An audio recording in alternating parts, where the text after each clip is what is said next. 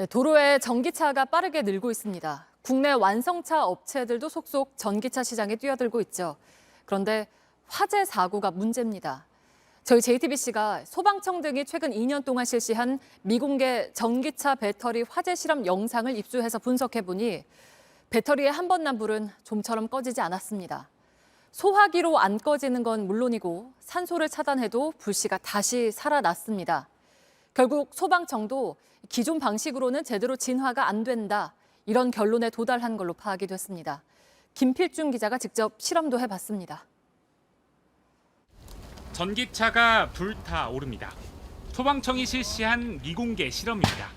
실험할 진화 방식은 질식 소화포 덮기. 산소를 없애 불을 끄는 방식입니다. 좀만 더 당겨, 뒤로. 조금만 당겨줘요. 오케이, 됐어. 그렇게 공기와 접촉을 막은 채로 10분을 둔 겁니다. 그런데 질식 소화포 덮고 10분 지났습니다. 엔진부 쪽 온도 오르고 있습니다. 현재 670도. 오히려 온도는 더 오릅니다. 진화 예상 시간 20분이 지나도 상황은 마찬가지입니다. 질식 소화포 죄송합니다. 불길은 그대로인 겁니다.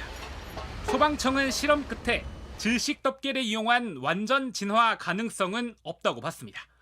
배터리에 불을 붙이고 소화기를 썼을 때도 결과는 비슷했습니다. 충분히 진화했다고 생각했지만 1분도 안 돼 불길이 다시 살아난 겁니다. 물로 끓여면 엄청난 양을 오랜 시간에 걸쳐 뿌려야 진화가 가능합니다. 인명구조 작업에 비효율적일 수밖에 없습니다. 전기차 화재 진화가 이렇게 힘든 건 열 폭주 때문. 배터리에 외부 충격이 가해지면 내부에서 열이 나면서 안전장치인 분리막이 파손될 수 있는데, 이 경우 순식간에 1000도 넘게 온도가 치솟는 열 폭주가 일어나서 불씨가 계속 살아남게 되는 겁니다. 지금 제가 들고 있는 게 리튬이온식 배터리입니다. 주로 전기자동차 등에 쓰이는 배터리 형식인데요. 이 배터리에 직접 열을 가하면 어떻게 되는지 한번 살펴보겠습니다. 20분이 지나자 폭발하더니 불이 납니다.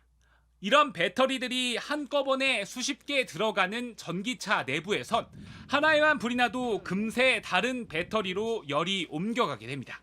그래서 하나에 붙은 불을 꺼도 다른 배터리들의 열 폭주가 연쇄적으로 일어나는 겁니다.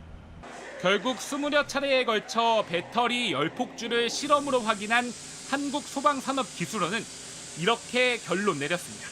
일반 화재가 아니라 열폭주라고 발열 반응입니다. 화재를 진압한다고 해도 재발화의 위험이 있기 때문에 진압이 어려운 것입니다. 기존 방식으로는 안 되고요. 그 발열 반응을 진압할 때는 냉각 기술을 적용하면은.